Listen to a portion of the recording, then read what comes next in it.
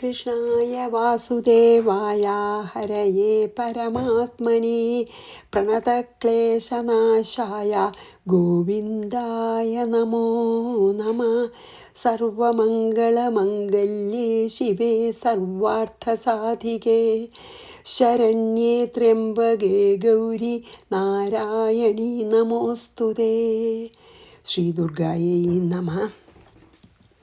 ഇന്ന് നമ്മൾ സപ്തമാധ്യായത്തിലേക്ക് കടക്കുകയാണല്ലോ.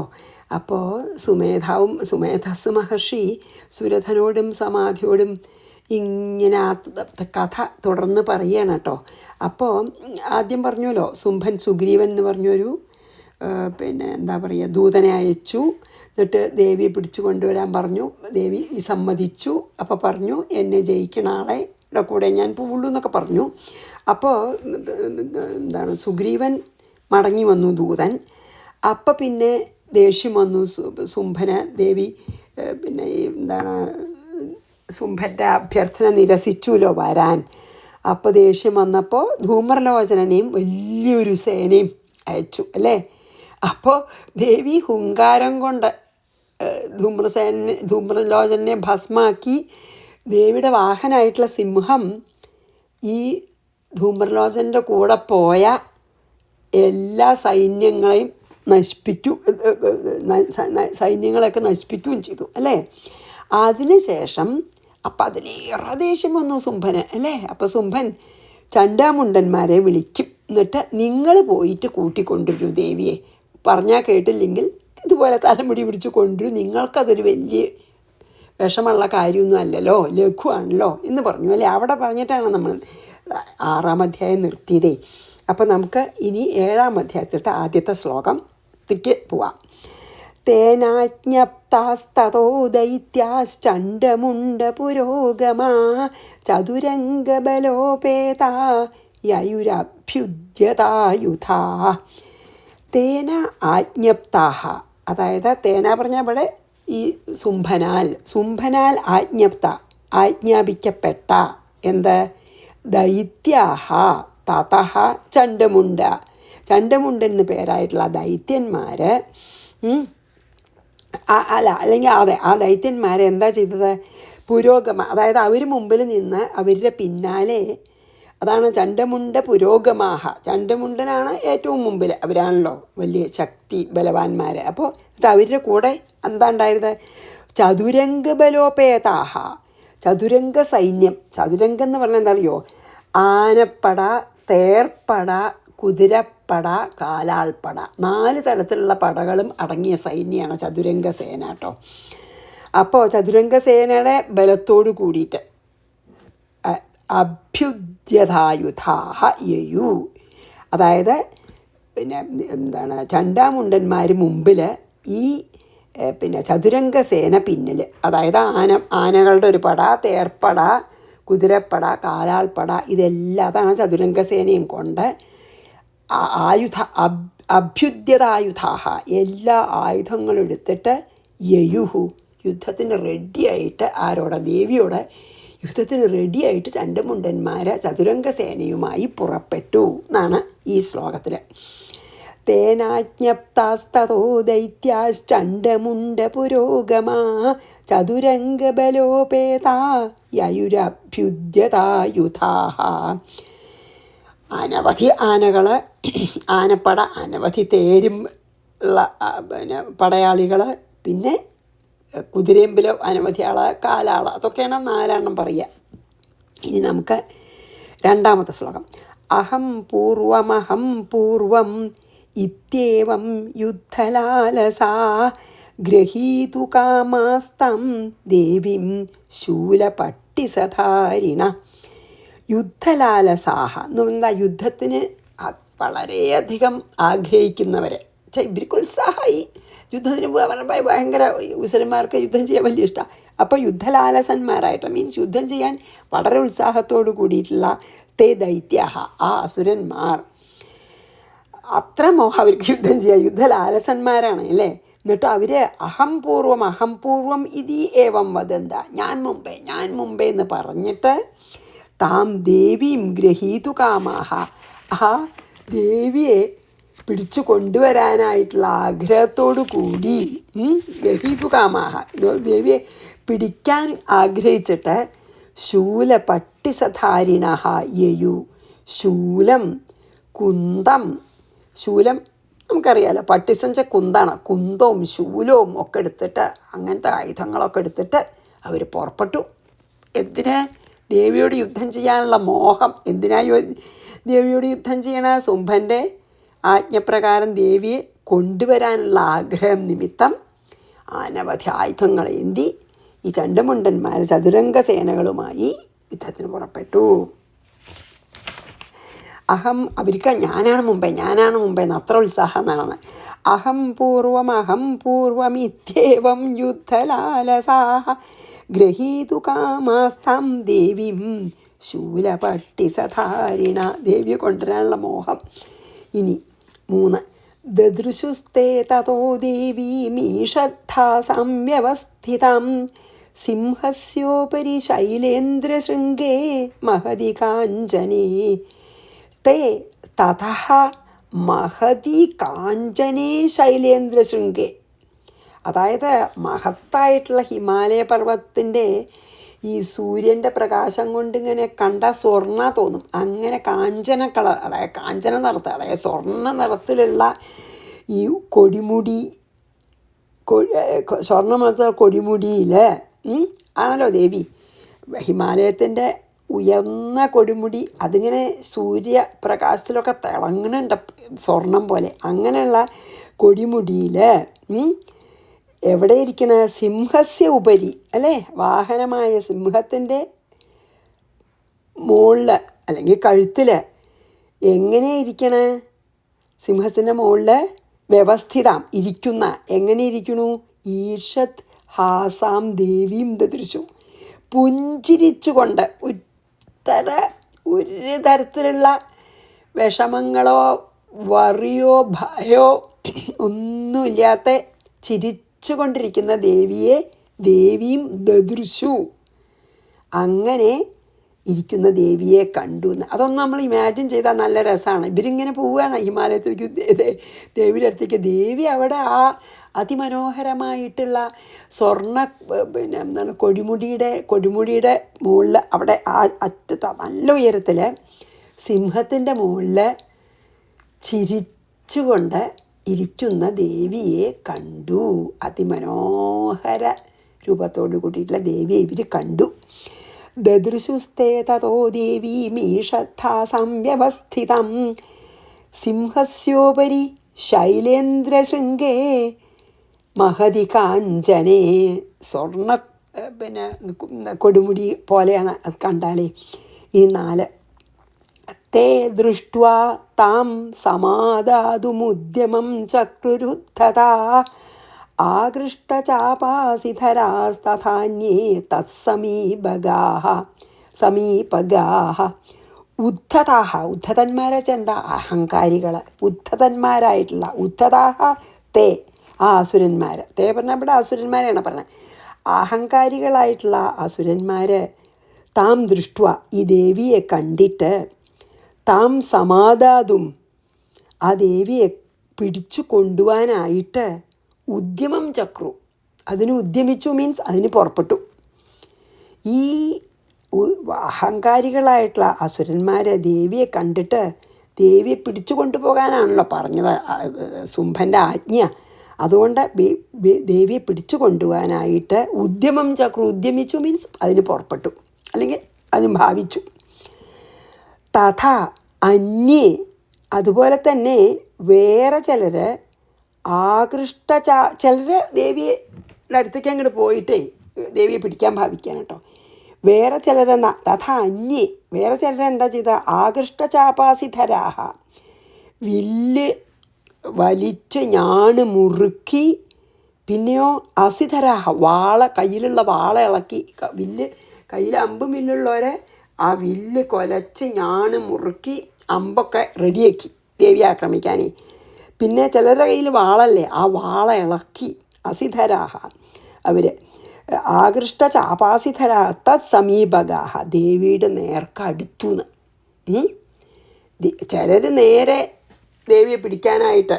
ചിലരോ വില്ലും അമ്പുമായിട്ട്, ചിലർ വാള കയ്യിൽ ഇളക്കിയും കൊണ്ട് ദേവിയെ പേടിപ്പിക്കാൻ എന്നുള്ള നിലയ്ക്ക്. എന്നിട്ട് ദേവിയുടെ നേർക്കങ്ങട് കുതിച്ചു, നേർക്ക് ചെന്നു. തേ ദൃഷ്ട്വാ തം സമാദാതുമുദ്യമം ചക്രുരുദ്ധതാ ആകൃഷ്ടചാപാസിധരാസ്തഥാന്യേ തസ്സമീപഗാഃ. അപ്പോഴോ ദേവിക്ക് ദേഷ്യം വരും. അപ്പോൾ കാരണം ഇപ്പോൾ ഈ പിന്നെ ധൂമർലോചനെ കൊന്നിട്ടുള്ള ആ തന്നെ ഒന്ന് മനസ്സിൽ ഇപ്പം അങ്ങോട്ട് ഇതായിട്ടല്ലേ ഉള്ളൂ. അപ്പോൾ അത് പിന്നെയും ഇവർ വരുന്നുണ്ട് പറഞ്ഞപ്പോഴേ ദേഷ്യം വന്നിട്ട് തഥാ കോപം ചകാരോച്ചൈ അംബികാതാനരീൻ പ്രതി കോപേന ചാസ്യാവദനം മഷീവർണ്ണമഭൂത് തഥാ. അതായത് ദുഷ്ടന്മാരോടെ കോപം വരുള്ളൂ. ഭക്തന്മാരുടെ വളരെ സ്നേഹവും ശുഭകാരിണിയും ഭദ്രയും ഒക്കെയാണ്. നമ്മൾ പറഞ്ഞില്ലേ അത്. ദുഷ്ടന്മാർക്ക് ഇപ്പം നമ്മളവിടെ നിൽക്കേണ്ട, ഭക്തരാണ് അവിടെ നിൽക്കണമെന്ന് വെച്ചാൽ ഭക്തർക്ക് ദേവിക്ക് കോപം വന്നു എന്നുള്ള ആ ഭാവം കാണുന്നില്ല അത്രേ. അതായത് ഇപ്പം അവിടെ ഭക്തന്മാരും ഉണ്ടെങ്കിൽ അവർക്ക് ആ ദേവിയുടെ നല്ല ഭാവം തന്നെ ദേവി കാണിച്ചു കൊടുക്കുള്ളൂ. ഇത് ദുഷ്ടന്മാർക്ക് കാണിക്കാൻ വേണ്ടിയിട്ട് മാത്രം ട്രാൻസ്ഫോം ചെയ്യണം കുറച്ച്, അതാണ്. അപ്പം എന്താ തഥാ അംബിക. അപ്പോൾ ആ ദേവി, അംബികാദേവി താൻ അരീൻ പ്രതി, ആ ശത്രുക്കളുടെ പേരിൽ ഉച്ചൈഹി, അത്യധികം, അതാണ് ഇവിടെ ഭയങ്കരമായിട്ട് കോപം ചകാര. ആ ശത്രുക്കളുടെ മേലെ, ശത്രുക്കളോട് ദേവിക്ക് അതികഠിനായിട്ടുള്ള ദേഷ്യം വന്നു. ദേവിക്ക് എന്താ അറിയോ, ഈ ഇങ്ങനെ ആക്രമിക്കാനും വരുന്നുണ്ടപ്പോൾ ദേവിക്ക് ഉച്ചൈഹി കോപം ചകാരാച്ച എന്താ അതികഠിനായിട്ടുള്ള ദേഷ്യം വന്നു. എന്നിട്ട് കോപേന തഥാ, അപ്പോൾ കോപം അത്രയ്ക്ക് കോപം വന്നപ്പോൾ എന്തായി, അസ്യാഹ വദനം, ആ ദേവിയുടെ മുഖം മഷിവർണം അഭൂതിച്ച, കറുത്തങ്ങിടിരുണ്ടു, മഷിവർണ്ണായി. എന്ന് പറഞ്ഞാൽ കറുപ്പല്ലേ, കറുപ്പ് നിറായി ദേവിയുടെ. ഈ ഇവരോടുള്ള കോപം മുഖത്തങ്ങട് സ്ഫുരിച്ചപ്പോൾ മുഖങ്ങട് കറുത്തിരുണ്ടു, പേടിയവും മഹാകാളിയായിട്ട് വരുന്നി. അതാണ് തതക്കോപം ചകാരോച്ചൈരംബികാതാനരീൻ പ്രതി കോപേന ചാസ്യാവദനം മഷീവർണം അഭൂത് തഥാ. അപ്പങ്ങട് കോപം കൊണ്ട് മുഖങ്ങട് കറുത്ത മഷിവർണ്ണായി. എന്നിട്ടോ പിരികം വളയുക, അതാണ് അടുത്തേലേട്ടോ. ഭൃഗുഡീ കുടിലാത് തസ്യ ലലാടഫലകാദ്രുതം കാളീ കരാളവദനാ വിനിഷ്ക്രാന്താസി പാശിനി. തസ്യാഹ മീൻസ് ആ ദേവിയുടെ ഭൃഗുഡീ കുടിലാത്, എന്താ അങ്ങനെ ഭയങ്കര ദേഷ്യം വന്ന് പറഞ്ഞുല്ലോ, മുഖം കറുത്തിട്ടുണ്ടെന്ന. ആ മുഖത്തിലത്തെ ഈ ഇതില്ലേ എന്താ പറയുക, പുരികക്കൊടി അങ്ങോട്ട് വളഞ്ഞു. നെറ്റിത്തടം, ഇപ്പം നെറ്റി നോക്കുക വെച്ചാൽ അതാണ് ലലാടഫലകാത്. എന്നിട്ട് അങ്ങനെ പിരികം വളഞ്ഞ നെറ്റിത്തടത്തിൽ നിന്ന്, പിരികം വല്ലാതെ വളഞ്ഞു ദേഷ്യം വന്നിട്ട്, നമ്മൾ ആ ദേഷ്യഭാവം ഉണ്ടാവുമല്ലോ, അതിന്ന് അങ്ങനെ പിരികം വളഞ്ഞ ആ നെറ്റിയിൽ നിന്ന് ദ്രുതം, ദ്രുതം ചെന്താ വേഗം ആരാ പുറത്തേക്ക് വന്നത്, ആ നെറ്റിയുടെ ഉള്ളിൽ നിന്ന് വരികയാണ് കാളി. ആ ദേഷ്യം വന്ന മുഖത്തെ വളഞ്ഞ പുരികങ്ങളോട് കൂടിയ നെറ്റിയിൽ നിന്ന് ആര് വന്നു, ദ്രുതം വേഗം, കാളി വിനിഷ്ക്രാന്ത, കാളി പുറത്തേക്ക് വന്നു. എങ്ങനത്തെ കാളി, കരാളവദന, ഭയങ്കരമായ മുഖം, പേടിയാവണ മുഖത്തോട് കൂടിയിട്ടുള്ള കാളി. പിന്നെയോ അസിപാശിനി, ഭദ്രകാളിയുടെ കയ്യിൽ വാളുമുണ്ട്, ഒരു കയറ് വരുണപാശമുണ്ട്. അങ്ങനത്തെ കാളി ഈ ഈ നല്ല ഭംഗിയുള്ള അംബിക ചിരിച്ചുകൊണ്ടിരിക്കണമല്ലോ ഇവർ കണ്ടത്. ആ അംബികനെ ദേഷ്യം വന്നപ്പോൾ മുഖം കറുത്തിരുണ്ടു എന്ന് മാത്രമല്ല പുരികക്കൊടിയൊക്കെ വളഞ്ഞു. അങ്ങനെയുള്ള കറുത്തിരുണ്ട പുരികക്കൊടി ദേഷ്യം കൊണ്ട് വളഞ്ഞ ആ നെറ്റിത്തടത്തിൽ നിന്നും കരാളവദനയായിട്ട്, കണ്ടാൽ അതിഭയങ്കരമായിട്ട് പേടിയാവുന്ന രൂപത്തിലുള്ള കാളി പുറത്തു വന്നു. എങ്ങനത്തെ എന്താ കയ്യിൽ? വാളുമുണ്ട്, പാശമുണ്ട്. പേടിയാവും ശരിക്കും ആ ഡിസ്ക്രിപ്ഷൻ. ഇത് അസുരന്മാർക്ക് മാത്രമേ കാണിക്കുള്ളൂ കേട്ടോ ഈ പേടിയുള്ള രൂപം, അല്ലെങ്കിൽ ദുഷ്ടന്മാർക്കേ കാണിക്കുള്ളൂ. അപ്പോൾ അങ്ങനെയുള്ള ദേവി പുറത്തേക്ക് വന്നു. ഭൃഗുടി കുടിലാത് തസ്യാ ലലാടഫലകാത് ദ്രുതം കാളീ കരാളവദന വിനിഷ്ക്രാന്താസി പാശിനി. വിനിഷ്ക്രാന്ത പറഞ്ഞാൽ പുറത്തേക്ക് വന്നു. പാശവും വാളും ഉണ്ട് കയ്യിൽ കേട്ടോ. ഇനി വിചിത്ര ഖട്വാംഗധരാ ശിരോമാല വിഭൂഷണ ദ്വീപി ചർമ്മ പരീധാന ശുഷ്കമാംസാസ്ഥി ഭൈരവ. ആ കാളിയുടെ ഭീകരരൂപമാണ് വിസ്തരിക്കണത് കേട്ടോ. നോക്കൂ, വിചിത്ര ഖട്വാംഗധര. ആ കാളി ഖട്വാംഗം എന്നൊരു ആയുധം, വളരെ ആശ്ചര്യമായിട്ടുള്ള വിചിത്ര ഖട്വാംഗധര പറഞ്ഞു. അത്ഭുതമാവുന്ന ഒരു ഖട്വാംഗം എന്ന് പറഞ്ഞൊരു ആയുധം ധരിച്ചിട്ടുണ്ട്. പിന്നെയോ ശിരോമാല വിഭൂഷണ. എന്ത് മാലയാ? പൂവുകൊണ്ടുള്ള മാലയൊന്നുമല്ല, ഈ തലയോട്ടിമാല, തലയോട് കൊണ്ടുള്ള മാല. ശിരോ കണ്ടോ? അതായത് ശിരോമാല വിഭൂഷണയാണ്, തലയോട് കൊണ്ടുള്ള മാല കൊണ്ടാണ് അണിഞ്ഞിരിക്കുന്നത്. പിന്നെയോ ദ്വീപി ചർമ്മ പരീധാന, പുലിത്തോലാണ് വസ്ത്രം ഉടുത്തിരിക്കുന്നത്. മാത്രമല്ല ശുഷ്കമാംസാസ്തി ഭൈരവ. ശുഷ്കം ചെന്നാൽ ഉണങ്ങി മെലിഞ്ഞ് അസ്ഥി ഇങ്ങനെ എല്ലിങ്ങനെ പൊങ്ങിന്നു, അത്ര മെലിഞ്ഞിട്ട് എല്ലും തൊലിയായിട്ട് പേടി തോന്നിക്കുന്ന ഭൈരവ. ഭയങ്കരമായിട്ട് പേടി.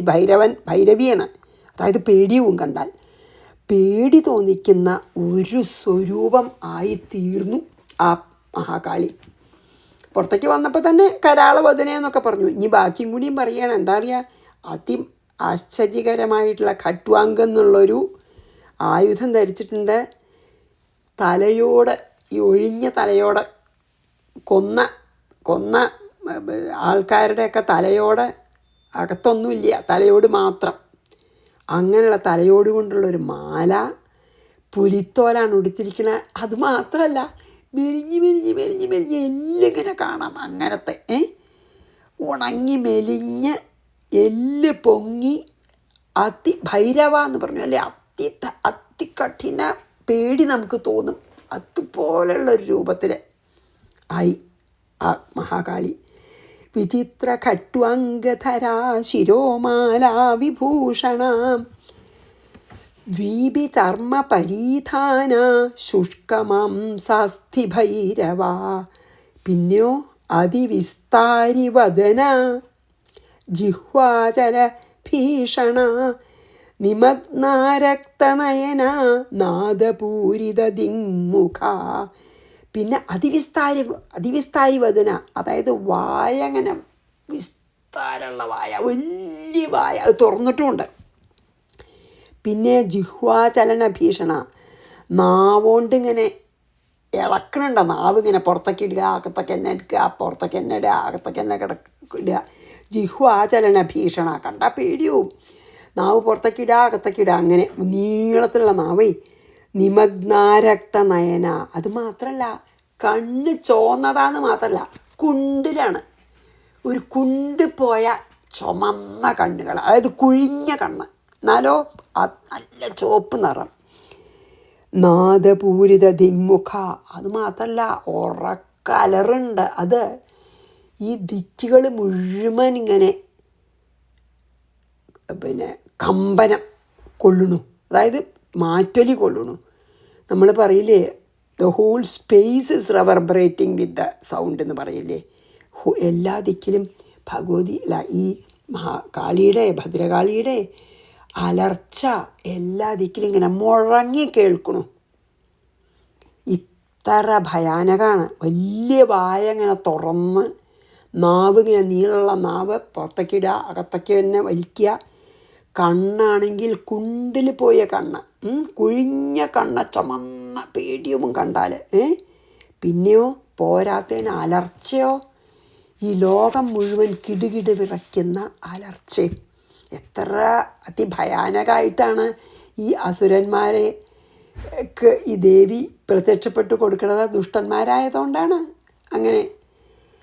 അതിവിസ്താരിവദന ജിഹ്വാചലഭീഷണ നിമഗ്നാരക്തനയന നാദപൂരിത ദിങ്മുഖ. ദിഗ്മുഖങ്ങൾ മുഴുവൻ ഇങ്ങനെ മാറ്റൊലി കൊള്ളണു ഭഗവത് അലർച്ചോണ്ടേ. ലോകം മുഴുവൻ ഇങ്ങനെ എക്കോ. സാ വേഗേനാഭിപതിതാൻ പാതയന്തി മഹാസുരൻ സൈന്യേ തത്ര സുരാരീണം അഭക്ഷയത തദ്ബലം. തത്ര സൈന്യേ, ആ സൈന്യത്തിൽ വേഗേന അഭിപതിതാൻ, അതായത് വേഗം അഭിപതി വെച്ചാൽ അവനവൻ്റെ അഭിമുഖമായിട്ട് വരുന്ന മഹാസുരൻ, വലിയ വലിയ ബലവാന്മാരായിട്ടുള്ള അസുരന്മാരെ പാതയന്തി, അവരെ വീഴ്ത്തി ഒരു നിഷ്പ്രയാസം. അതായത് ദേവിയുടെ നേർക്ക് വരണ ആ സൈന്യത്തിലെ ദേവിയുടെ നേർക്ക് വേഗം ആക്രമിക്കാൻ വരുന്ന അസുരന്മാരെയൊക്കെ ദേവി പാതയന്തി, വീഴ്ത്തി. എന്നിട്ട് എന്താ ചെയ്ത് ദേവി? സുരാരീണം തദ്ബലം അപക്ഷയത. ആ അസുര സേന, ഇവിടെ ബലം എന്നുള്ളതിനർത്ഥം സൈന്യം എന്നാണ് കേട്ടോ. സുരാരീണം തത് ബലം വെച്ചാൽ അസുരന്മാരുടെ ആ സൈന്യത്തിനെ അപക്ഷയത, ആ അസുരസേനയെ മുഴുവൻ അങ്ങോട്ട് വിഴുങ്ങി, ശരിക്കും അങ്ങോട്ട് വിഴുങ്ങി. ആ സേനയിലത്തെ എല്ലാവരെയും ആലോചിച്ച് നോക്കൂ. അപ്പോൾ തൻ്റെ നേർക്ക് വരുന്നവരെയൊക്കെ അവിടെ വീഴ്ത്തി. എന്നിട്ട് ആ ദേവി അങ്ങനെ തൻ്റെ നേർക്ക് വന്ന എല്ലാ അസുരന്മാരെയും, ആ സേനയിലത്തെ തൻ്റെ നേർക്ക് വന്ന എല്ലാ അസുരന്മാരെയും കൂടെ അഭക്ഷയത, വിഴുങ്ങി. അതൊന്നും ഒരു പ്രശ്നമല്ല ദേവിക്ക്. എത്ര ആളെ വേണമെങ്കിൽ ഒന്നിച്ച് വിഴുങ്ങാം. എന്താ വെച്ചാൽ പ്രപഞ്ചശക്തി തന്നെയാണ് ദേവി, പ്രപഞ്ചശക്തിയാണ്. ആ പ്രപഞ്ചശക്തിക്ക് പറ്റാത്തത് എന്തെങ്കിലും ഉണ്ടോ? സാ വേഗേനാഭിപതിതാൻ പാതയന്തി മഹാസുരൻ സൈന്യേ തത്ര സുരാരീണം അഭക്ഷയത തദ്ബലം. ആ സൈന്യത്തിലത്തെ എല്ലാവരും ഇങ്ങനെ കുറേ ആസ് ദേ കം, അവർ മുമ്പിലേക്ക് വരുന്തോറും അവരെ വീഴ്ത്തും, വിഴുങ്ങും. കുറച്ചും കൂടി ആൾക്കാർ മുമ്പിലേക്ക് വരും, അവരെ വീഴ്ത്തും, വിഴുങ്ങും. അങ്ങനെ ആ തദ് ബലം ആ സൈന്യത്തിനെ മുഴുവൻ പിന്നെന്താ പറയുക, ഭക്ഷിച്ചു എന്ന്. ഇനി പാർഷ്ണിഗ്രാഹങ്കുശഗ്രാഹയൗധഖണ്ഡ സമന്വിതം സമാദായൈകഹസ്തേന മുഖേ ചിക്ഷേപവാരണം. അത്ഭുതവും കേട്ടാൽ. പാർഷ്ണിഗ്രാഹങ്കുശഗ്രാഹയൗധഖണ്ഡ സമന്വിതം എന്ന് പറഞ്ഞാൽ, അതായത് പിന്നെ ഈ സമന്വിതം വാരണം, അതായത് ആനയുടെ മുകളിലിരിക്കുന്ന പാപ്പാന്മാരെയും തോട്ടിയും കൊണ്ട് ഒപ്പം നടക്കണവരെയും അല്ലാതെ ആനപ്പുറത്തിരുന്ന് യുദ്ധം ചെയ്യുന്നവരെയും പിന്നെ ആന കെട്ടിയ മണിയും ഒക്കെ ചേർത്ത് ആ ഓരോ ആനയും ഒറ്റ കൈകൊണ്ട്, അതാണ് ഏകഹസ്തേന സമാദായ. ഇങ്ങനത്തെ ആനയും ആനയുടെ പുറത്ത് പിന്നെന്താണ് യുദ്ധം ചെയ്യാൻ വേണ്ടിയിരിക്കണ സേനാനികളെയും ആനയെ മേയ്ക്കുന്ന പാപ്പാന്മാരെയും തോട്ടിയായിട്ട് ഒപ്പം നടക്കണ ബാക്കി ആനക്കാരെയും എല്ലാം ചേർത്ത്, അതായത് പിന്നെ മണിയും എല്ലാം ചേർത്ത് ഒരു കൈ കൊണ്ട് ഏകഹസ്തേന സമാദായ, ഒരാനയെ ഒരു കൈ കൊണ്ടാണ് പിടിക്കുക ഈ ആൾക്കാരെ മുഴുവനും. എന്നിട്ട് ഒറ്റ കൈ കൊണ്ട് സമാദായ സാമുഖേ ചിക്ഷേപ, അതായത് ഒറ്റ കൈ കൊണ്ട് ഏകഹസ്തേന സമാദായ, ഒറ്റ കൈ കൊണ്ട് ചുറ്റിപ്പിടിച്ച് എന്താ ചെയ്ത് സാമുഖേ ചിക്ഷേപ, തൻ്റെ വായിലേക്ക് അങ്ങോട്ട് എറിഞ്ഞു. അവരൊക്കെ വിഴുങ്ങുകയാണ്.